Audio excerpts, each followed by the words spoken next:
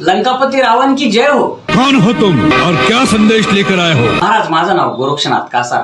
तुमच्या राज्यात बऱ्याच जणांचे मेडिक्लेम काढायचे बाकी होते म्हणून आलो होतो.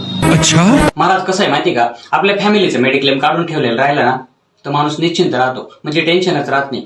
उद्या जर आपल्या घरातल्या एखाद्या माणसाला ऍडमिट करायची गरज पडली तर ऐन वेळेस किती पैसा लागेल हे काही सांगता येतं का?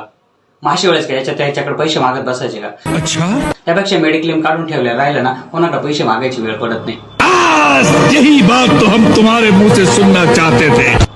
म्हणून प्रत्येकाच्या घरामध्ये मेडिक्लेम पाहिजे.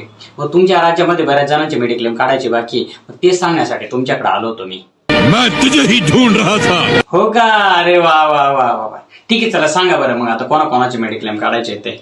लंका के मंत्रीगण, सेना के पदाधिकारी, नायकगण, युवराज इंद्रजीत, सेनाध्यक्ष प्रहर, हा, ते तुमच्या घरातले माणसं राहिले ना काही?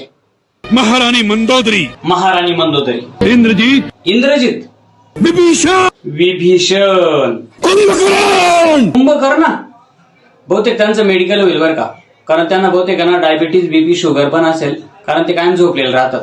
अच्छा, आणि ते मागं नाकाचं ऑपरेशन केलं त्या कोण? शूर्पणखा, शूर्पणखा.